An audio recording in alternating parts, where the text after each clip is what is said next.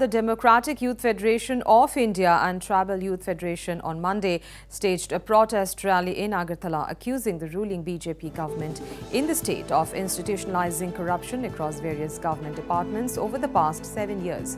The protest, which began from Agartala city centre, saw a large turnout of youth activists raising slogans against BJP-led government.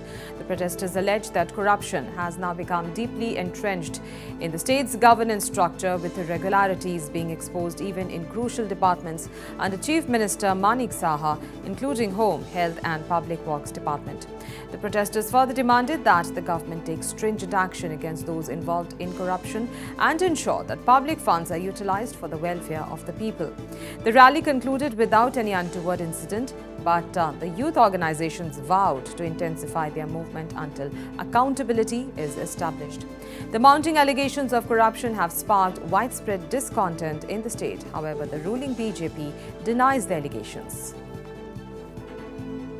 আমাদের রাজ্যে এই বিজেপির শাসনে দুর্নীতি একটা সর্বগ্রাসী চেহারা নিয়েছে।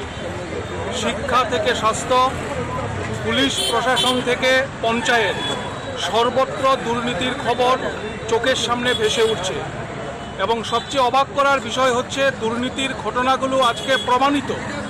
এমনটা নয় যে তদন্ত সাপেক্ষ, প্রমাণ হয়ে গেছে যে একের পর এক ঘটনা, এই দুর্নীতির ঘটনা চোখের সামনে ভেসে উঠছে।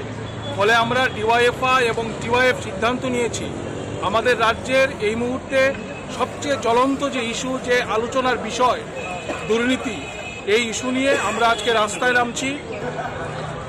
দুর্নীতির রমরমা চলছে এবং এই ত্রিপুরা বিশ্ববিদ্যালয় থেকে ত্রিপুরা মেডিকেল কলেজ, টিএফডিপিসি, পুলিশের সদর দপ্তর, ট্রাফিকের সদর দপ্তর, আমরা দেখছি দুর্নীতিগুলা ভয়ঙ্কর রূপ নিচ্ছে আমাদের গোটা রাজ্যে। এবং এটা প্রাতিষ্ঠানিক রূপ আমাদের রাজ্যে দুর্নীতি তার প্রমাণ করেছে। এবং তার থেকে আতঙ্কের বিষয় হচ্ছে, দুর্নীতির মেইন আখড়াগুলো হচ্ছে আমাদের মাননীয় মুখ্যমন্ত্রীর দপ্তরগুলো। স্বরাষ্ট্র দপ্তরেই বড় ধরনের দুর্নীতি কেলেঙ্কারি ঘটনা উঠে আসছে।